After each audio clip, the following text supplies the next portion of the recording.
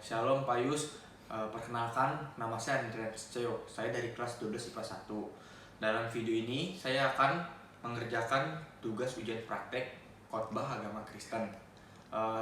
Dalam video ini saya akan membawakan khotbah tentang tinggal dalam kasih-Nya.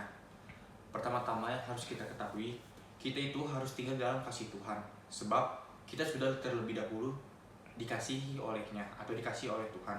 Jadi kita harus tinggal dalam kasih Tuhan. Kenapa? Karena Tuhan telah mengasihi kita terlebih dahulu.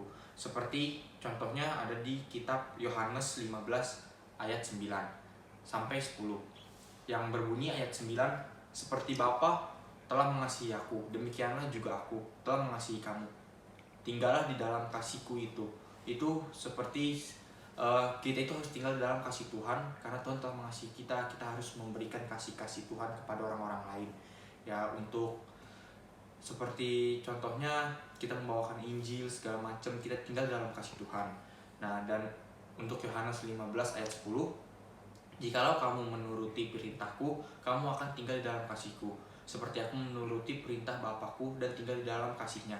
Itu seperti ibaratnya kita itu harus mengikuti ajaran Tuhan, perintah Tuhan, supaya kita bisa tinggal di dalam kasih Tuhan. Kita mendapatkan iman seperti Tuhan waktu itu menuruti perintah-perintah Bapa dan tinggal di dalam kasih Bapa.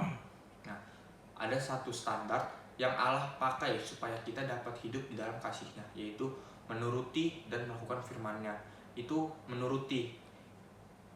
Ya, seperti yang kita ketahui, ada satu standar yang Allah pakai supaya kita dapat hidup di dalam kasih-Nya, yaitu menuruti dan melakukan firman-Nya. Menuruti itu kita harus menuruti firman-Nya. Kenapa? Karena firman-firman-Nya itu harus kita ikuti, supaya kita harus kita turuti juga, itu supaya kita dapat menerapkan dalam kehidupan sehari-hari untuk melakukan hal-hal yang baik. Dan kita juga harus melakukannya itu kita harus melakukan dalam kehidupan sehari-hari untuk orang lain, untuk menjadi contoh juga untuk orang lain. Nah, habis itu poin yang kedua, di dalam bahasa Yunani itu tereo, yang artinya menuruti, menjaga, tinggal di dalamnya, menyimpannya di dalam hati dan melakukan. Itu menuruti, ya kita harus menuruti firman Tuhan. Menjaga, kita harus menjaga firman Tuhan supaya apa? Supaya firman Tuhan itu tetap dilakukan, kita tidak berdosa, kita tetap melakukan firman Tuhan dan kita tinggal di dalamnya. Artinya kita tinggal di dalam firman Tuhan, kita melakukan kehidupan seperti firman Tuhan dan menyimpan di dalam hati. Itu firman Tuhan kita simpan di dalam hati supaya hati kita juga bersih, hati kita itu selalu ingin melakukan yang terbaik, dan kita yaitu yang terakhir melakukan hal-hal yang baik, melakukan firman Tuhan kepada orang lain.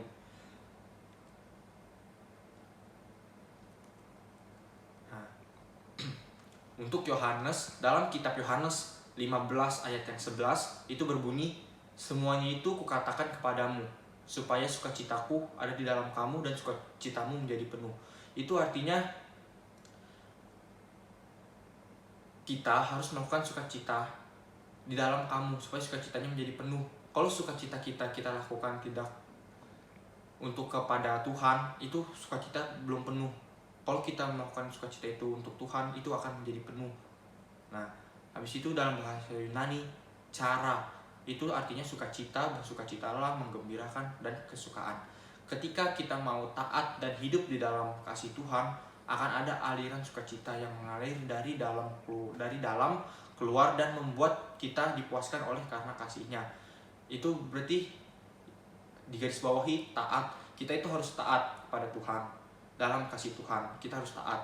Karena kalau kita taat, itu sukacita dalam diri kita mengalir seperti sungai Yordan yang mengalir tidak putus, ya kan? Kita tetap mengikuti aliran sukacita itu yang mengalir dari dalam keluar, yang membuat kita dipuaskan oleh karena kasih-Nya. Apabila kita telah melaksanakan kasih-Nya, diri kita juga akan merasa puas, karena kita bisa nih melakukan kasih Tuhan di dalam kehidupan kita. Kita merasa puas dengan iman. Nah, kita itu dipilih Tuhan untuk menghasilkan buah dan tetap berbuah sampai Tuhan datang. Itu artinya apa? Kita itu dipilih sama Tuhan untuk menghasilkan buah. Artinya kita untuk menghasilkan perbuatan-perbuatan yang baik, kita menghasilkan orang-orang yang baik. Kita harus menuntun orang-orang itu menjadi baik dan tetap berbuah terus dan terus menerus sampai Tuhan itu datang kepada kita.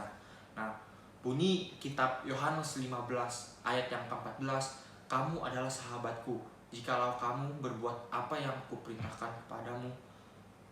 Aku tidak menyebut kamu lagi hamba, sebab hamba tidak tahu apa yang diperbuat oleh tuannya.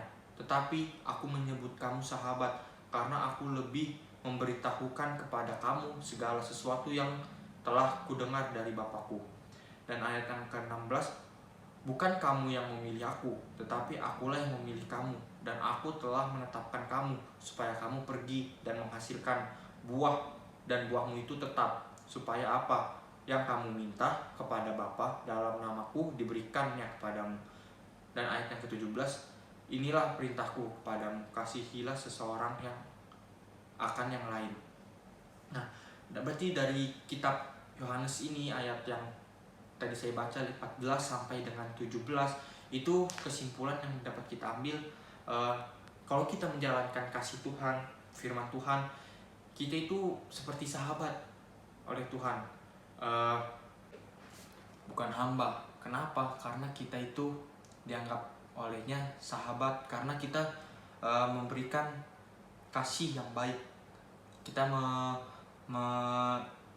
meneruskan, menaati, mengikuti firman-Nya. Ya, kalau kita dianggapnya sebagai hamba oleh Tuhan, itu berarti kita tidak diketahui apa yang diperbuat oleh Tuhan. Karena Tuhan mengetahui apa yang kita perbuat, makanya Dia menganggap kita seperti sahabat.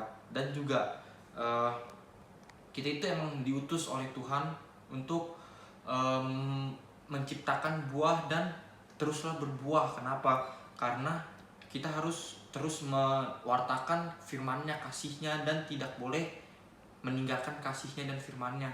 Itu yang saya tangkap dari ayat ini. Dan kita itu harus terus mengasihi orang lain seperti Tuhan mengasihi kita. Kenapa? Karena dengan cara mengasihi orang lain itu salah satu cara kita mengikuti, meneruskan, dan menaati firman Tuhan.